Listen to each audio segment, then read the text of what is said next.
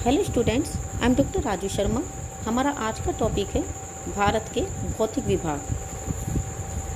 भारत एक विशाल देश है। यहाँ अनेक भू आकृतियाँ देखने को मिलती हैं, जैसे कहीं पर्वत हैं तो कहीं पठार हैं, कहीं मैदान हैं तो कहीं झीलें हैं, कहीं मरुस्थल हैं तो कहीं द्वीप समूह हैं। यहाँ विभिन्न प्रकार की सॉफ्ट एंड हार्ड रॉक्स पाई जाती हैं। एक स्थान से दूसरे स्थान पर मिट्टी में विविधता मिलती है, क्योंकि मिट्टी विभिन्न प्रकार की शैलों से बनी है। वास्तव में भारत जैसे विशाल देश का निर्माण विभिन्न भूगर्भीय कालों के दौरान हुआ, जिसने इसके उच्चावच को प्रभावित किया। इसके अलावा अपर्दन, अपक्षय और निक्षेपण के द्वारा भी वर्तमान उच्चावचों का निर्माण हुआ और संशोधन भी हुआ। कुछ प्रमाणों पर आधारित सिद्धांत की मदद से भूगर्भ वेत्ताओं ने भारत में पाई जाने वाली भू आकृतियों के निर्माण के विषय में बताने का प्रयास किया है। इसके अंतर्गत प्लेट विवर्तनिकी का सिद्धांत सबसे महत्वपूर्ण है। इस सिद्धांत के अनुसार पृथ्वी स्थलखंड आंतरिक रूप से दृढ़ प्लेटों का बना माना जाता है, जिनमें प्रमुख हैं Eurasian plate, African plate, Indo Australian plate, प्रशांत महासागरीय प्लेट, उत्तरी और दक्षिणी अमेरिकी प्लेट्स। प्लेटों की गति के कारण प्लेटों के अंदर और ऊपर की ओर स्थित महाद्वीपीय शैलों पर दबाव पड़ता है।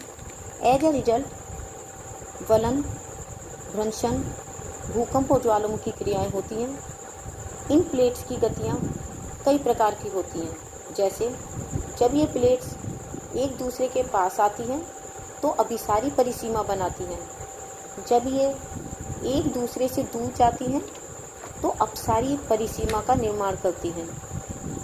जब दो प्लेटें एक दूसरे के पास आती हैं तब वो टकराकर टूट सकती हैं, या एक प्लेट फिसलकर दूसरी प्लेट के नीचे जा सकती है, या वो एक दूसरे के साथ क्षैतिज दिशा में भी गति कर सकती हैं और रूपांतर परिसीमा का निर्माण करती हैं। इन प्लेट्स की गतियों के कारण महाद्वीपों की स्थिति और आकार में चेंज आता है। भारत की वर्तमान स्थलाकृति भी इस प्रकार की गतियों से प्रभावित हुई है। बच्चों, कहा जाता है कि प्राचीन समय में विश्व के महाद्वीपों का वो स्वरूप नहीं था जो आज है, बल्कि सभी एक भूभाग के अंग थे, जिसे पेंजिया कहते थे। पेंजिया के उत्तरी भाग को अंगारा लैंड और दक्षिणी भाग को गोंडवाना लैंड कहा गया।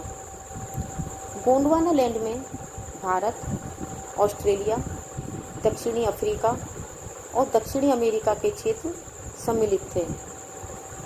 भूगर्भ की हलचलों के कारण Indo Australian plate Gondwana land से अलग हो गई और उत्तर दिशा की ओर बढ़ने लगी और अपने से बड़ी यूरेशियन प्लेट से जा टकराई। इस टकराव के कारण दोनों प्लेटों के बीच स्थित तैथिस सागर के अवसाद में मोड़ पड़ गए, जिससे हिमालय का निर्माण हुआ। तैथिस सागर के हिमालय के रूप में ऊपर उठने और प्रायद्वीपीय पठार के उत्तरी किनारे के नीचे धंसने के कारण एक द्रोणी का निर्माण हुआ। कालांतर में ये बेसिन नदियों द्वारा लाए गए अवसाद जैसे कंकड़, पत्थर, बजरी, रेत, जीवाश्म, वनस्पति अंश से भर दिया गया और इस तरह से उत्तरी मैदान का निर्माण हुआ, जिसे गंगा सिंधु का मैदान भी कहते हैं। दक्षिण का प्रायद्वीपीय पठार गोंडवाना लैंड का ही भाग है। क्रिटेशियस और पूर्व टर्शियरी काल में हुए ज्वालामुखी उद्गार से निकले लावा के निक्षेप से इसका निर्माण हुआ है। यहाँ आग्नेय और रूपांतरित शैलें पाई जाती हैं। पहाड़ियाँ और चौड़ी घाटियाँ भी यहाँ पाई जाती हैं। इस प्रकार से भारत के 6 प्राकृतिक विभाग हैं, जैसे उत्तर का पर्वतीय प्रदेश, उत्तर का विशाल मैदान, प्रायद्वीपीय पठार, तटीय प्रदेश, थार का मरुस्थल एवं द्वीप समूह। अब हमारा पहला है उत्तर का पर्वतीय प्रदेश।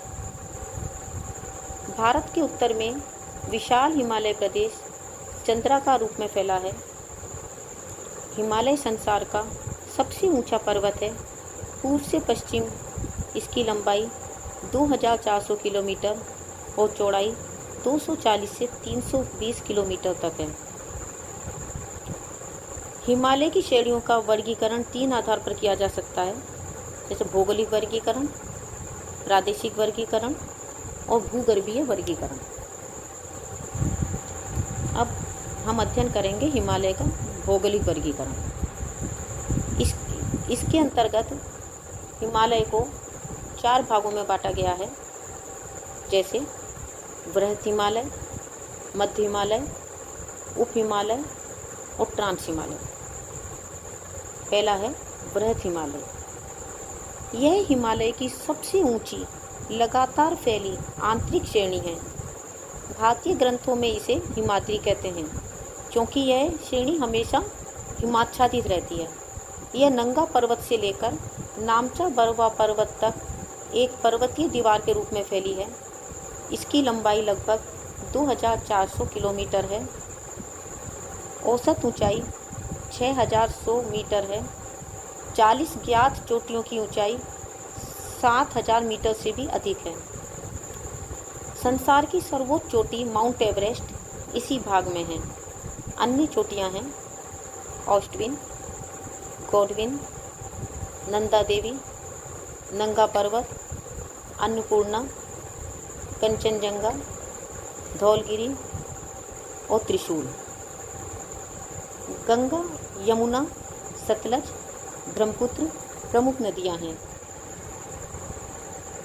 एवरेस्ट चोटी को पहले तिब्बती भाषा में चोमोलुंगमा कहते थे, जिसका अर्थ है पर्वतों की रानी।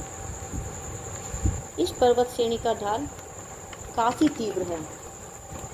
इस पर्वत श्रेणी पर अनेक दर्रे हैं, जैसे बुलचिल, जोलीला, शिपकीला, माना, नीति, लीपू, थागला। अब है अपना मध्य हिमालय।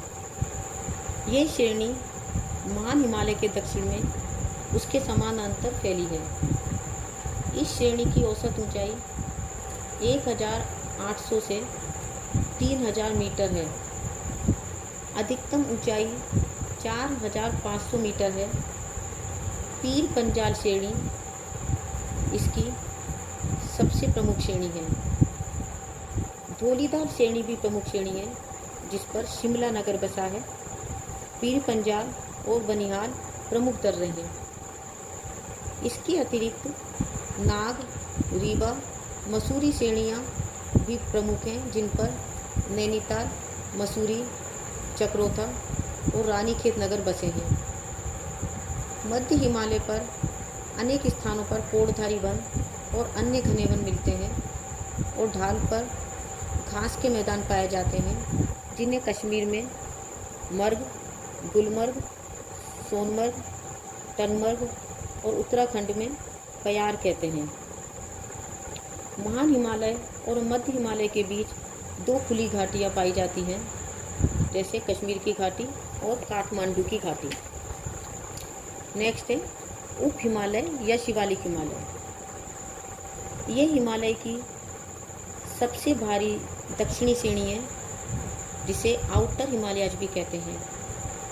शिवालिक को जम्मू में जम्मू पहाड़ियाँ और अरुणाचल प्रदेश में डाफला मिरी पहाड़ियों के नाम से भी जाना जाता है। यह हिमालय का सबसे नवीन भाग है। मध्य हिमालय और उप हिमालय के बीच अनेक घाटियाँ हैं, जिनको दून या द्वार कहते हैं। भिन्न भिन्न स्थानों में इन्हें भिन्न भिन्न नाम से जाना जाता है, जैसे देहरादून, हरिद्वार, कोटदीदून आदि। शिवालिक की नदियों को चो या रेत, जिसका अर्थ है रेतीली नदियाँ भी कहते हैं। शिवालिक शब्द 2 शब्दों से मिलकर बना है, शिव प्लस अलग, जिसका अर्थ है शिव की भूमि। प्राचीन भूगर्भ शास्त्रियों ने इसे मेनाक पर्वत नाम दिया। उनके अनुसार पहले यहाँ शिवालिक नाम की नदी बहती थी, जिसके कारण इसका नाम शिवालिक पड़ा। नेक्स्ट है ट्रांस अथवा तिब्बत हिमालय। यह महान हिमालय के उत्तर में स्थित है। इसमें अनेक पर्वत श्रेणियां हैं, जैसे जास्कर, लद्दाख, काराकोरम और कैलाश।